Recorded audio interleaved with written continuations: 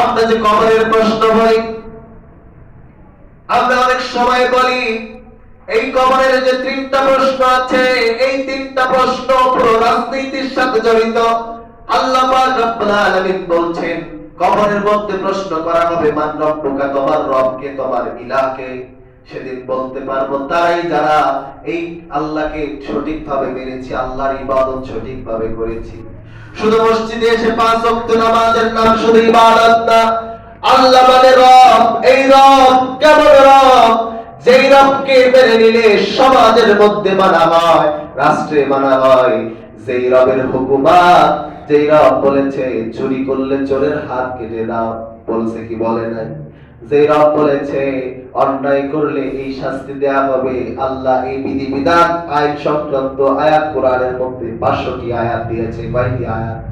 500 আয়াত। যে ব্যক্তি বলবে মান রব্বুকা, আমার রব আল্লাহ, এই মানুষটা তার নামাজে, তার রোজায়, তার হজে, তার যাকাতে, তার দৈনন্দিন জীবনে, তার পারিবারিক জীবনে, তার রাষ্ট্রীয় জীবনে, তার রাজনৈতিক জীবনে আল্লাহর বিধান বাদ দিলে ওই মানুষকে সেদিন কবরে আল্লাহর নাম বলতে পারবে নাকি? এজন্য ইবাদত হলে এমন একটি সেনসিটিভ জায়গা, শুধু বললেই হয় না, ইবাদতের মতো আনুগত্যশীল হতে হয়। শুধু আল্লাহর নাম বললাম, আল্লাহ আল্লাহ আল্লাহ আল্লাহ, শুধু মানুষ দেখানো আল্লাহ আল্লাহ বলেছি, কিন্তু আবার আল্লাহ বলছে বান্দা তোর কিন্তু তোর সমাজে কোন চোর যদি চুরি করে চোরের হাত কেটে দে, কেউ ব্যভিচারী করলে তারে হত্যা কর। এগুলো আপনার কোনোদিন কানে গেল না। ওই মানুষটা কোনোদিন আল্লাহর ইবাদত করতে পেরেছে নাকি?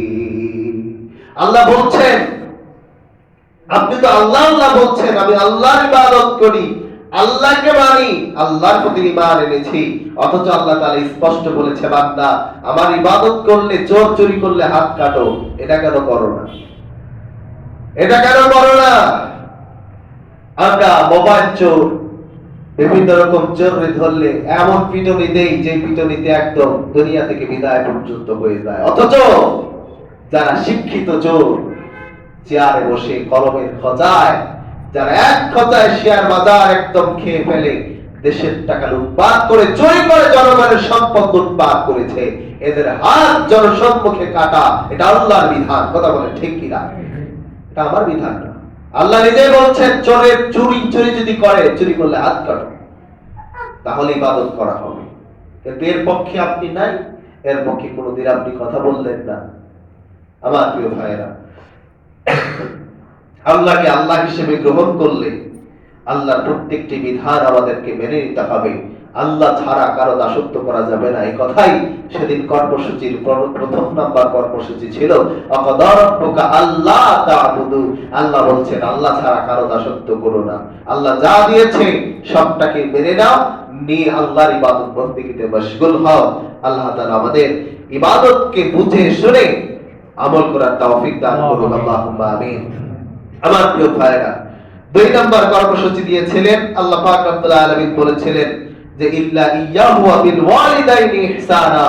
এরপরে 2 নাম্বার কর্মসূচি সেদিন রাতের মেরাজের রাতের কর্মসূচি হলো মা বাবার সাথে সদাচরণ করতে হবে। কার সাথে সদাচরণ করতে হবে?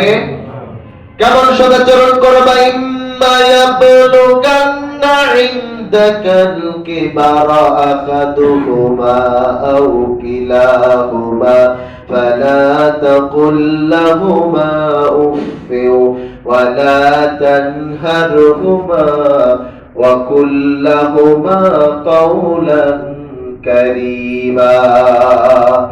আল্লাহ পাক রব্বুল আলামিন তার বান্দাদেরকে ডেকে বলছেন পিতামাতার সাথে সদাচরণ করবা। কেমন সদাচরণ করবা?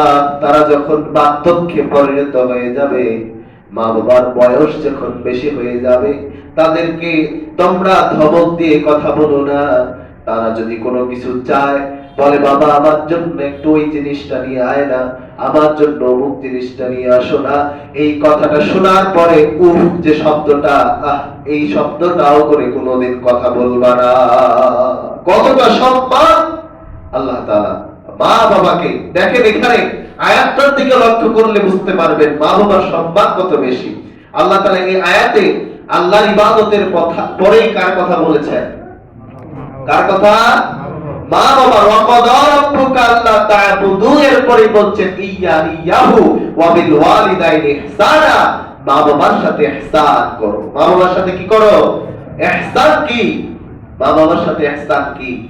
মা বাবা ছোট্টবেলা যখন আপনি ছিলেন, যখন চলতেও পারতেন না, কথা বলতেও পারতেন না, পৃথিবীতে শুধু কান্না ছাড়া কোনো শব্দই আপনার মুখে আমার মুখে বাক্য হিসেবে ছিল না, সেই তখন থেকে লালন পালন করে এই কনকনে শীতে বিছানার মধ্যে প্রস্রাব করে ভাসিয়ে দেওয়ার পরও মা বাবা আপনাকে আমাকে ছুড়ে ফেলে দেয়নি। এগুলো সেই মা বাবা, তাদের প্রতি আমার ইহসান করেন। তারা যখন বার্ধক্যে পরিণত হবে, অনেকে আছে বার্ধক্য হলে বুড়ো বুড়ি এরকম নামে রাখে, কিংবা মা বাবাকে আলাদা করে দেয়, মা বাবার সাথে একসাথে থাকতে চায় না। অথচ আল্লাহ তাআলা দেখেন এখানে কি শব্দ ব্যবহার করেছেন। আল্লাহ তাআলা বলছেন উফিউ। এখানে আলাদা তো দূরের কথা, ফেলে দেয়া তো দূরের কথা, আল্লাহ তাআলা এমন শব্দ বলেছেন, কোনো কিছু চাইছে সেক্ষেত্রে তুমি, কোনো কিছু আবদার করেছে এক্ষেত্রে উফ শব্দটাও করা যাবে। ফেলে দেয়া দূরের কথা, আলাদা রাখা দূরের কথা, এটা পরের কথা, এটাও করবা না। বিরক্তি বোধ যে হয় এটাও করা যাবে। তাহলে সম্মান আছে না নাই মা বাবার? বলেন, আমরা করি অনেক সময়।